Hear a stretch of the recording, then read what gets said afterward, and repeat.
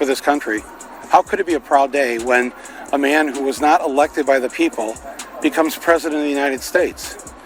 How does that happen? Michael Moore, the master of calling out hypocrisy, just went all in on Donald Trump, live on TV. I'm talking about a complete, no-filter roast that left MAGA supporters speechless. Did Trump's infamous spray tint start to melt under pressure? Did Moore finally crack that unshakable ego? And how did Trump react? Rage tweet? Play the victim? Or cook up another scheme? You have to see this. Buckle up because this takedown is absolutely brutal. Let's dive in. Like, they really believe that the average normal American wants to hear that. They actually believe that we don't like immigrants. We are immigrants. We are all the children and grandchildren and great-grandchildren of immigrants, unless you are African American or unless you're amongst the first peoples that were here. We are all the product of immigrants, and we love our grandparents and our great-grandparents and the people that got us here to this great country. And to talk about immigrants in this vicious, vile way. Michael Moore just did what millions of Americans have only dreamed of. He completely dismantled Donald Trump on live TV with zero mercy. Let's be real. Trump getting called out on national television has practically become a tradition at this point. But this was on another level. It was like watching a demolition crew bring down a structure that was already crumbling under its own weight. Spectacular, inevitable, and honestly, almost too easy. Trump's election is going to be the biggest fuck you ever recorded in human history. And it will feel good. For a day. Maybe a week. Possibly a month. And then, like the Brits, who wanted to send a message, so they voted to leave Europe, only to find out that if you vote to leave Europe, you actually have to leave Europe. And now they regret it. And let's be honest, when Michael Moore speaks, people pay attention. For years, he has been predicting events before they unfold, like some kind of political Nostradamus, except with a baseball cap and a relentless drive to expose corruption.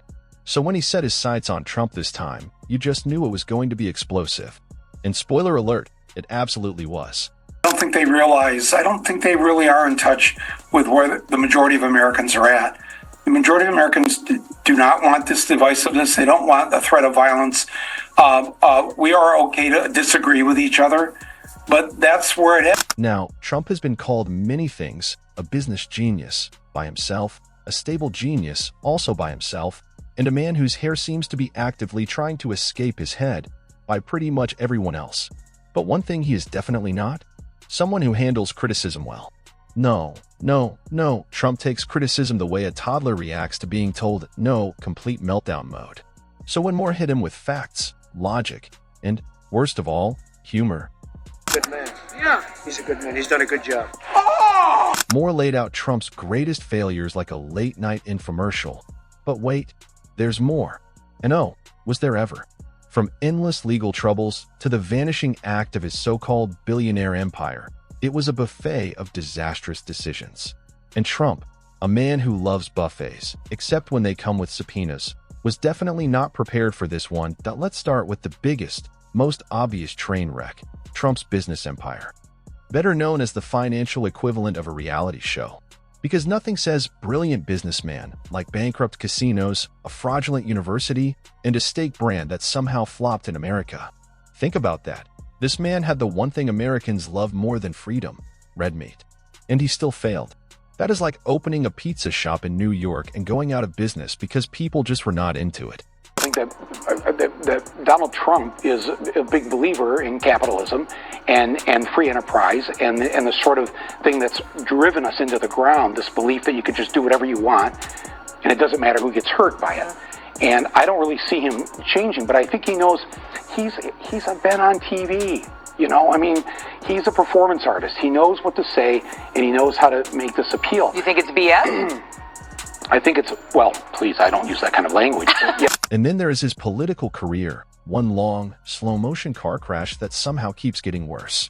You would think that after losing an election, getting impeached not once but twice, and inciting one of the most chaotic and humiliating events in modern American history at the Capitol, he would take the hint and disappear into political obscurity.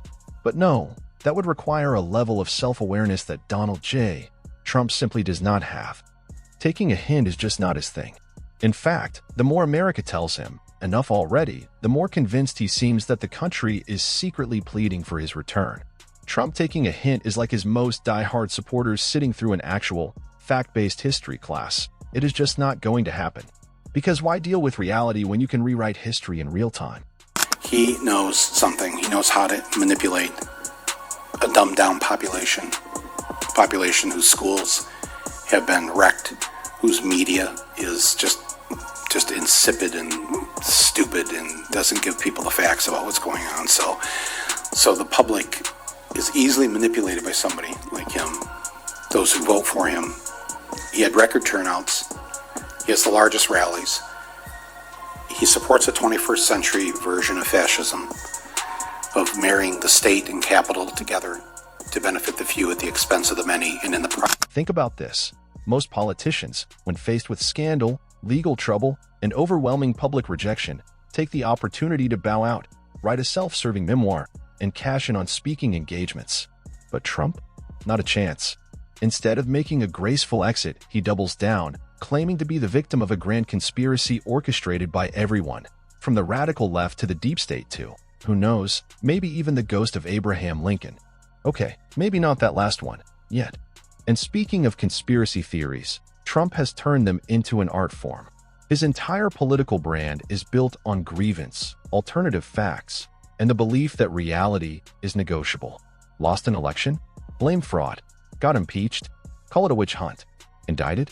Frame it as political persecution. In Trump's world, losing is never his fault. It is always someone else rigging the system against him. His post-presidency behavior proves one thing. He refuses to accept the one reality he hates most, irrelevance. And let's not forget his legal troubles, which are piling up faster than his unpaid contractors. With multiple criminal indictments, civil lawsuits, and ongoing investigations, he has more courtroom appearances lined up than campaign stops.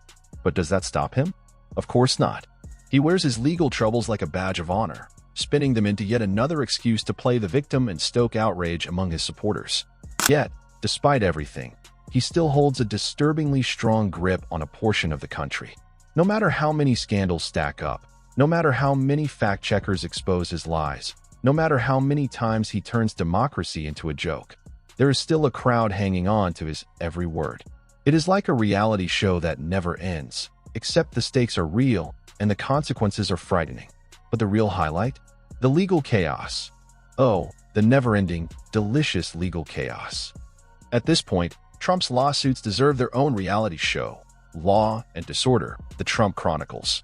Moore did not hold back, exposing the absurdity of a man facing enough charges to fill an entire Cheesecake Factory menu, yet still acting like the whole thing is some elaborate deep state conspiracy.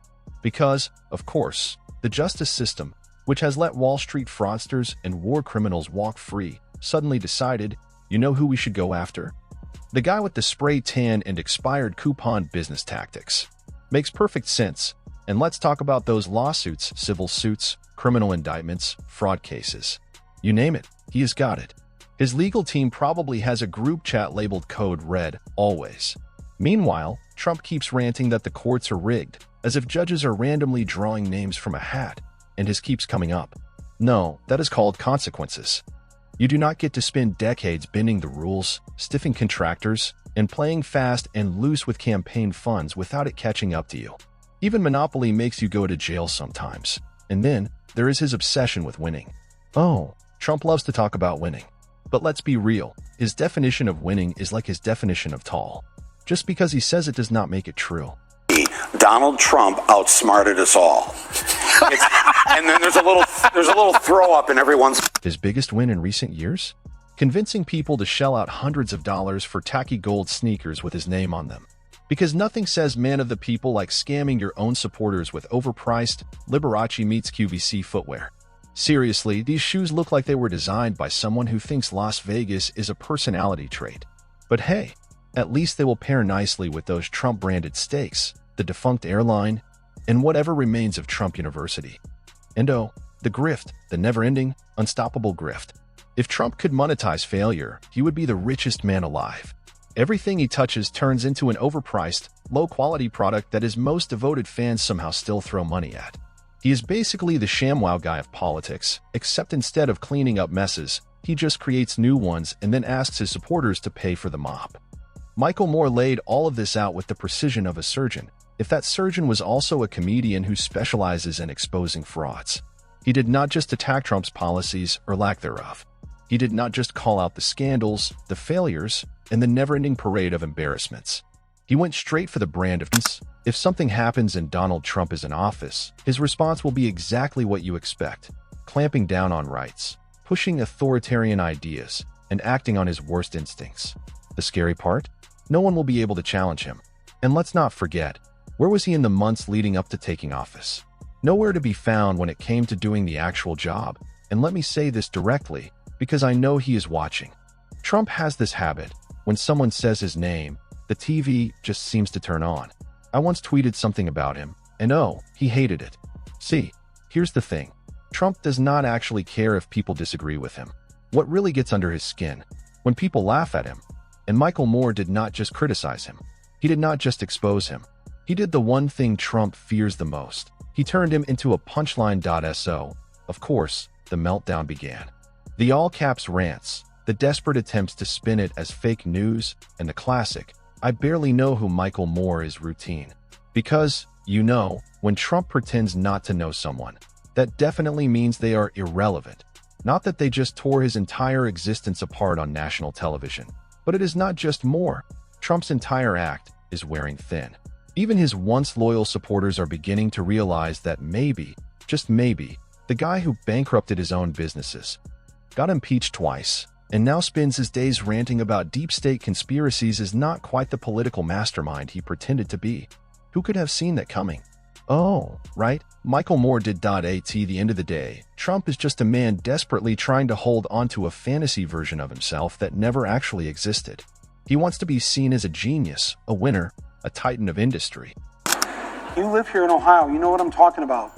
Whether Trump means it or not is kind of irrelevant because he's saying the things to people who are hurting. And it's why every beaten down, nameless, forgotten working stiff who used to be part of what was called the middle class loves Trump. He is the human Molotov cocktail that they've been waiting for. The human hand grenade that they can legally throw into the system that stole their lives from them. So, what is next? Trump will do what he always does: rewrite reality in real time. Expect a string of unhinged social media posts blaming the deep state or some imaginary conspiracy for his latest humiliation. He will find a way to turn himself into the victim, because in Trump's world, losing is never his fault. It is always the work of corrupt judges, rigged systems, or those ever-present haters. And if that does not work, expect a rally in some small town, where he can still fill an arena with people desperate to believe he is the same force he once was. But here is the problem. This is not just another bad headline for Trump. This is not something he can brush off with a slogan or a soundbite. Moore did not just criticize him. He did the one thing Trump cannot stand. He made him look weak.